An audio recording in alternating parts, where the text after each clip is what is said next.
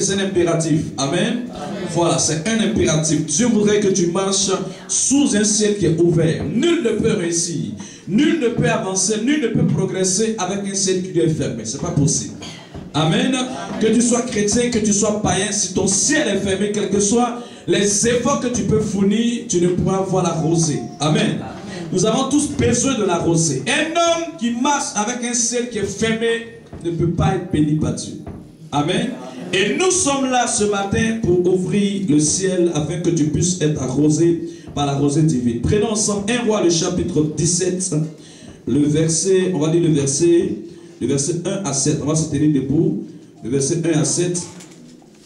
Et puis, nous allons lire ici 1 Roi, chapitre 18, 41 à 45. Donc, deux versets qui vont ensemble afin que nous puissions comprendre la pensée de Dieu. Voilà. On peut se tenir tous debout, s'il vous plaît.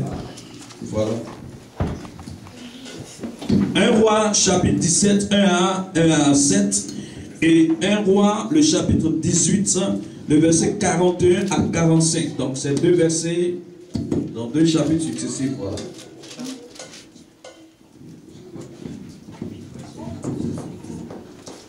Amen. Élie le Tishbite, l'un des habitants de Galade, dit à Akab: l'Éternel est vivant, le Dieu d'Israël dont je suis le serviteur. Le Dieu d'Israël dont je suis le serviteur.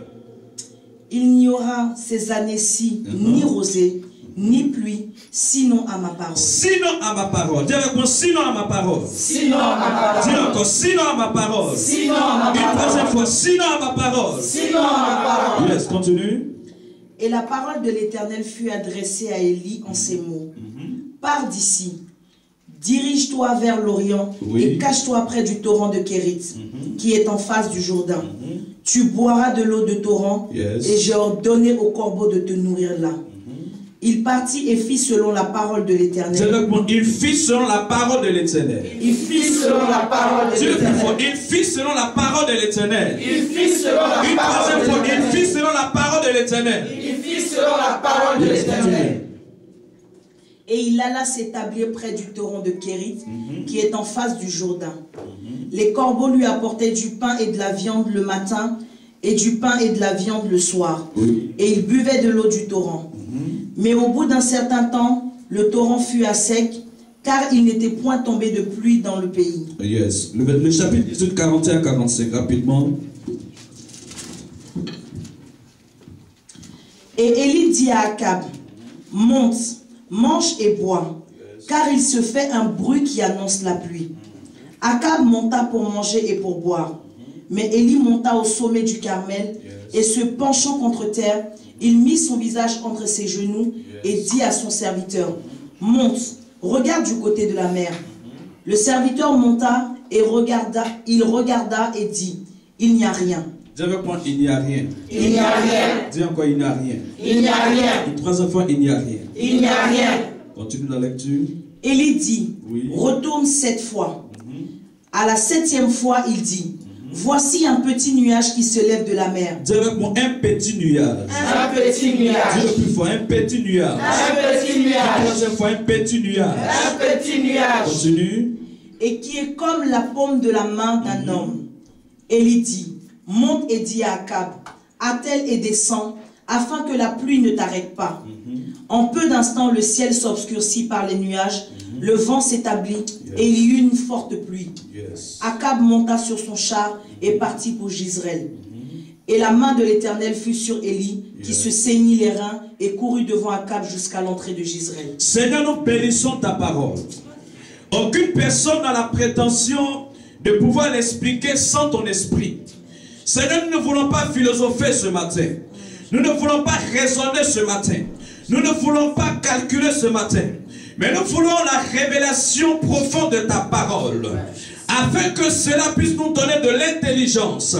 Je prie que toute opposition à la proclamation de ta parole soit broyée par le pouvoir du Saint-Esprit. Et laisse que le parfum de ta gloire envahisse tout ce lieu. Quelqu'un reçoit une bénédiction par cette parole, relevé par cette parole, béni par cette parole, guéri par cette parole, transformé par cette parole, et que la gloire te reviennent à toi seul, qu'en est digne. Quelqu'un dit Amen 3 fois et s'assoit. Amen, amen, amen. Yes, on peut s'asseoir. Bien-aimé, je ne suis pas venu ce matin te faire une prédication classique. Je suis venu ce matin t'annoncer une parole de Dieu. Je suis venu ce matin te dire un décret de Dieu. Vous savez, lorsque Dieu prend des décrets, les personnes qui sont habilitées à le dire sont ses messagers.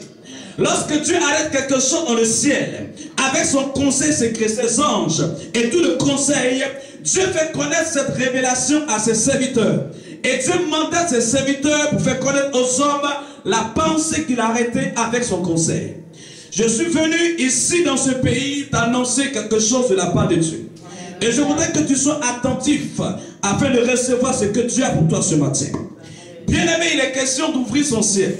Tout à l'heure, l'homme de Dieu disait, voilà qu'on parle de ciel, pour le ciel, on parle aussi de porte. Effectivement, quand on parle d'ouvrir le ciel, il y a la notion de la porte d'abord, que vous devez comprendre, avant de rentrer dans la dimension spirituelle. Vous savez, Jésus prenait toujours des réalités de la terre pour expliquer des réalités dans le ciel. Voilà pourquoi il a parlé avec beaucoup de par-rapport. Pour que nous, les humains qui vivons sur la terre, nous puissions comprendre les choses d'abord sur la terre, afin d'appréhender cela dans sa dimension spirituelle. Bien-aimé, la Bible dit, voici que il va se produire la méchanceté dans tout le royaume de la Samarie, parce qu'un homme était établi sur ce royaume, et cet homme s'appelle Akab, et Akab prend pour femme une femme étrangère qui venait de la Sidonie, qui est appelée Jézabel. Et nous lisons la Bible, nous savons que cette femme va détourner le cœur du roi Akab vers les dieux de sa nation, à tel enseigne que le culte de Dieu sera bafoué, les prophètes seront persécutés, tués, et le règne de Dieu, la dimension du culte de Dieu, était mise à l'écart au profit de Baal et d'Astaté. Et cela va toucher le cœur de Dieu, et Dieu sera attristé depuis son trône, à tel enseigne que les prophètes qui mandataient n'avaient plus la capacité, le courage d'aller affronter Akab et sa femme. Tous avaient peur et beaucoup ont fui, d'autres ont abandonné la mission et le peuple de Dieu était sans guide. Vous comprenez que lorsque le guide ou le leader est attaqué, le peuple ne peut tenir. Voilà pourquoi dans les paroles de Jésus-Christ, il est dit, je frapperai le berger et les brebis vont se disperser. Et donc le diable n'a pas affaire à ceux qui sont dans la foule, mais le diable a affaire à ceux qui sont appelés les leaders. Voilà pourquoi quand quelqu'un est précurseur, quelqu'un est précurseur d'une révélation de Dieu, d'une vision de Dieu ou d'une pensée divine, cette personne au début peut ne pas être comprise, elle peut être persécutée, elle peut être malmenée, mais à la fin, si la vision vient de Dieu, tout le monde va s'accorder pour dire tu avais raison. Quelqu'un dit Amen. Amen. Dis bien Amen, Amen. Amen. Dis bien Amen, Amen. Amen. Dis bien Amen, Amen. Amen. Parce qu'une personne qui ne marche pas avec le ciel, vous savez, quand on dit le ciel, ne voyez pas les nuages d'abord. Voyez d'abord la gloire de Dieu. Le trône de Dieu qui accompagne chaque personne. Vous savez, à chaque vie est affectée une grâce de Dieu. Et la grâce ne vient pas de la terre, la grâce elle vient du ciel. Voilà pourquoi si tu n'es pas en accord avec le ciel, si tu ne t'arranges pas avec le ciel, ta vie sur la terre ne serait pas ce que tu souhaites. Ce sera médiocre. Or, Dieu nous appelle à mener une vie d'excellence. Dis Amen. Amen. Dis excellence avec moi. Excellence. Dis le plus fort excellence. Excellence. Et donc pour accéder, vous savez, une porte nous donne accès à un endroit précis. Vous savez, avant d'entrer ici, j'ai dû traverser la première entrée qui est un portail, et la une deuxième porte, voilà. Et la troisième porte nous donne accès au lieu là où nous sommes. Vous comprenez? Et donc, nous ne pouvons pas avoir accès à ce lieu sans avoir d'abord traversé les deux portes ou les trois portes qui sont en face de nous. Et donc, les portes nous donnent accès à un lieu. Vous savez, lorsque tu es de l'autre côté, tu ne peux pas savoir ce qui se passe ici. Quand nous sommes arrivés, voilà, on ne peut pas savoir ce qui se passe ici parce qu'il faut d'abord rentrer ici et voir tout ce qui se passe. Et donc, c'est de la même manière. Une personne qui est derrière, une personne qui est de l'autre côté, ne peut appréhender les choses secrètes qui se font dans le conseil de Dieu. Et je suis sûr ce matin que Dieu, dans sa grâce, est en train de délibérer avec ses anges par rapport à ce qu'il doit faire dans ta vie. Amen. Par rapport à ce qui va t'arriver ce matin. Amen. Et Dieu s'est levé de son trône pour amener une grâce qui va changer le cours de ta vie. Quelqu'un dit Amen. Et donc, la porte nous donne accès à un lieu précis. Et donc, si la porte est fermée, nous ne pouvons avoir accès à un lieu. Vous comprenez? Et donc, la seule chose, le seul élément qui peut nous donner accès à une porte, Alléluia. C'est la clé. Comprenez? Donc la porte peut être là, mais si tu n'as pas la clé, n'est-ce pas, tu ne peux pas entrer légalement. Voilà où? Légalement ici. Donc si tu casses la porte, tu rentres par effraction. Amen. Et donc ça, c'est puni par la loi. Et donc chacun de nous doit être muni de cette clé qui te donne accès à rentrer dans ce que Dieu attend pour toi. Dis Amen. Amen. Dis bien Amen, Amen. Amen. Et donc pour ouvrir son ciel là, il te faut une clé. Dis avec moi une clé. Dis à ton frère, il te faut une clé ce matin. Dis, il te faut une clé ce matin. Je ne te parle pas de la clé qui te donne accès à ta maison. Non. Je ne te parle pas de la clé qui te donne accès à ton travail. Non. Mais je te parle de la clé qui te donne accès aux choses célestes. La clé qui ouvre les portes de ta destinée. La clé qui ouvre les portes des richesses, des bénédictions que Dieu a réservées pour toi. Bien aimé, le royaume des cieux est codé. Voilà pourquoi rien ne se fait au hasard. Vous comprenez? Il y a des codes. Il y a des systèmes que tu dois avoir. Et le monde ne fait que recopier ce que Dieu a déjà organisé dans le ciel. Quand on doit aller dans certains endroits, tout à l'heure à l'hôtel, il faut mettre un code avant de rentrer. Vous comprenez? Et donc si tu n'as pas certains codes, quelle que soit ta beauté, quelle que soit ta pitié, quelles que soient tes pleurs, la porte ne s'ouvre pas. Si je me mets ici en train de pleurer, mais vraiment, il faut qu'on ouvre la porte, je pleure, mais la porte n'entend même pas ce que je dis. Vous comprenez? Et donc, qu'est-ce qu'il me faut? Il me faut la... Voilà. Donc, quand j'ai la clé, automatiquement, je n'ai même pas besoin de me lamenter. Je suis tellement sûr. Amen. Même si quelqu'un me dépasse pour venir ici, je sais que j'ai la clé. Et donc, ils seront obligés de m'attendre.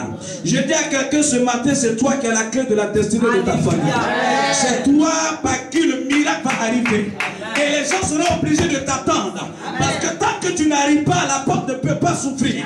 Parce que la solution vient de toi d'abord. Il faut que toi tu parles et que le ciel reconnaisse la voix de celui qui a parlé et que le ciel, la porte s'arrosée et que les autres aussi soient arrosés. Voilà pourquoi je veux te dire quelque chose ce matin. Là où nous sommes, nous ne sommes plus au moment de cogiter ou de nous amuser. Non. Je priais il y a une semaine et le Saint-Esprit m'a dit, fils, regarde ce que je suis en train de faire. Vous comprenez que l'heure n'est plus à dormir. L'heure n'est plus à se lamenter parce que le diable n'est pas dans tes lamentations. Le diable, il ne regarde même pas ce que tu penses, à ce que tu fais. La seule volonté de Satan, c'est de te détruire. C'est de te nuire. C'est de te bloquer. C'est d'arrêter ta progression. C'est de freiner ton bonheur.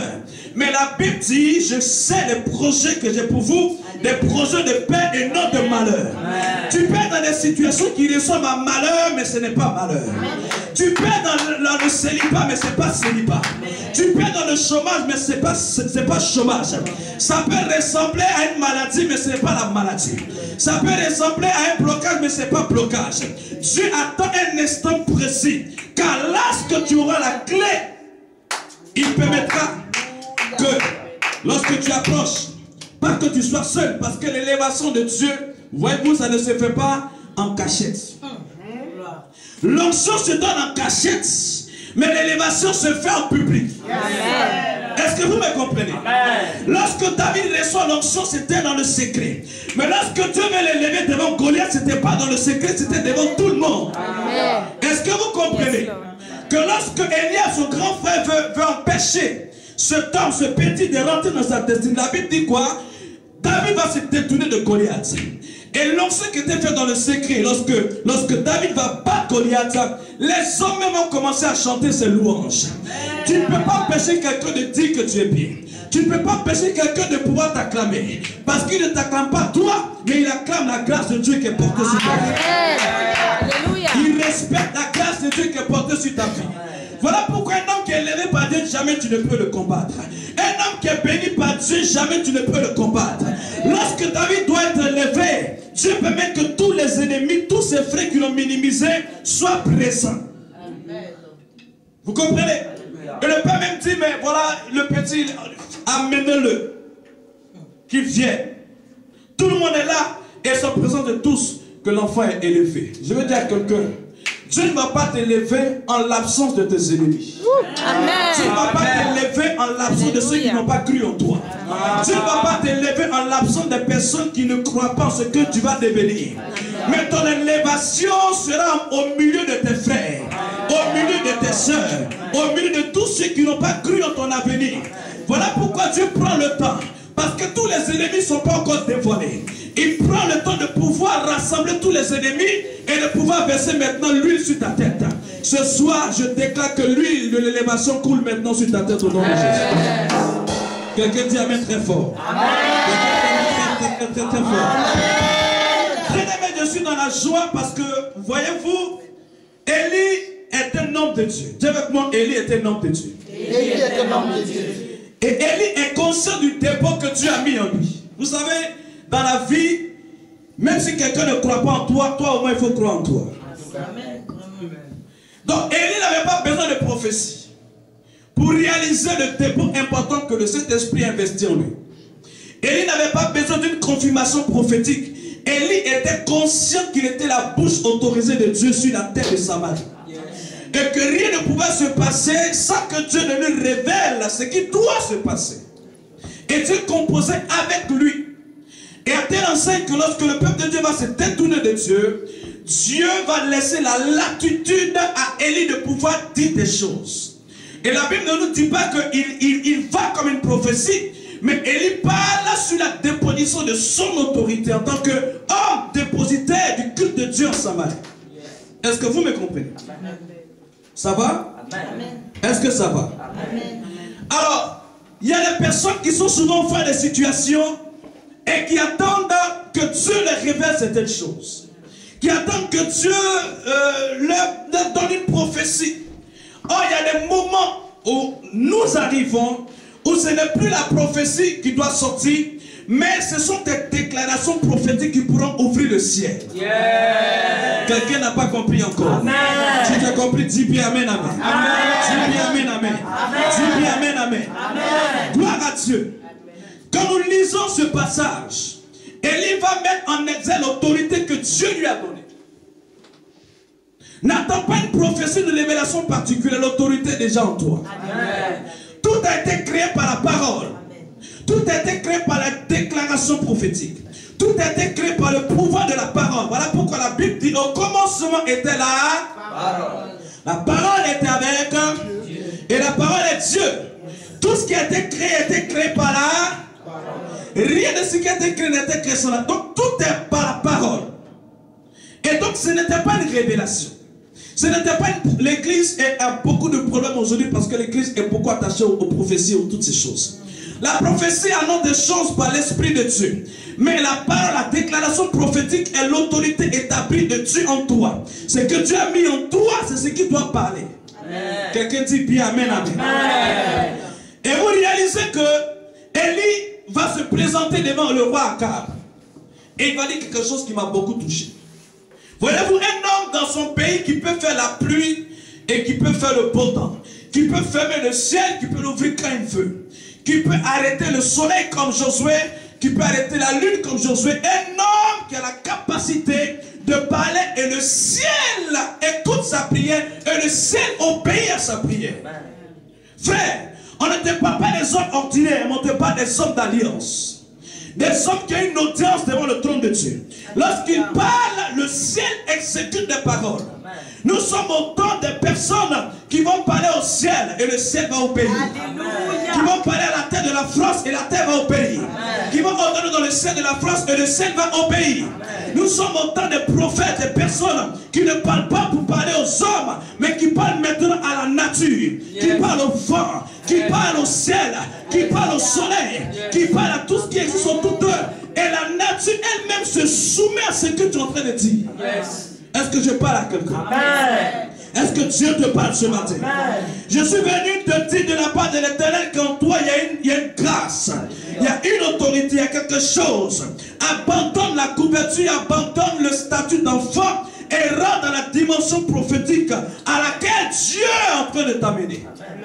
Comprenez qu'Élie se présente devant Akab. Il ne lui dit pas, oh mon roi, j'ai reçu de la part de Dieu. Non, il est prophète. Et ce qu'il dit, le ciel l'accompagne. Donc il est conscient de son autorité. Il est conscient du fait qu'il a une alliance avec Dieu.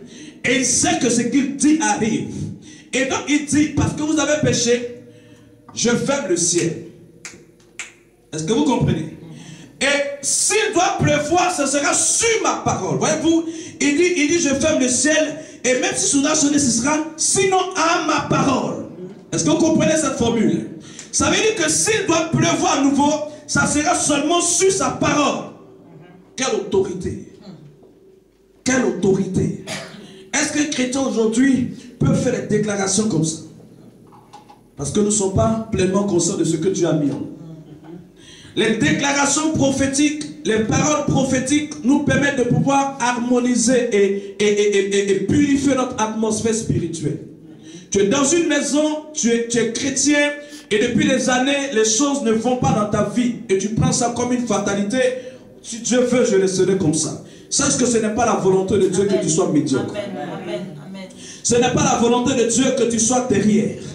Ce n'est pas la volonté de Dieu que tu sois toujours derrière. Ce n'est pas le plan de Dieu que tu sois toujours à la traîne. Mais la volonté de Dieu pour toi, c'est que tu sois une image qui resplendit et qui est un témoignage pour le royaume des cieux. Amen. Ma vie doit être une image qui transmet un message. À tel enseigne que je n'ai même pas besoin de parler, mais quand le monde me voit, le monde voit la gloire de Dieu au travers de ma vie. Et donc ma vie elle-même transmet le message plus que mes paroles. C'est à cela que nous devons venir. Nous devons arriver au full gospel. L'évangile plaît, où les choses se passent, où les signes nous accompagnent, où les miracles nous accompagnent, où la gloire de Dieu se fait voir, où on ne raconte pas les témoignages anciens, mais on parle des choses nouvelles, des choses du jour, des choses de demain, des choses que Dieu est en train de faire. Pas dans le souvenir ancien quand j'étais ancien chrétien. Non, ce n'est plus de ça qu'il est question. Il est question des signes qui t'accompagnent maintenant. Amen. Quelqu'un dit Amen. Quelqu'un dit Amen, Amen. Dis bien Amen, Amen, Amen. Je suis venu te dire quelque chose.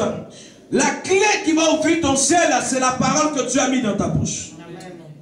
La clé qui va ouvrir les choses dans ta vie, c'est ce que Dieu a mis dans ta bouche.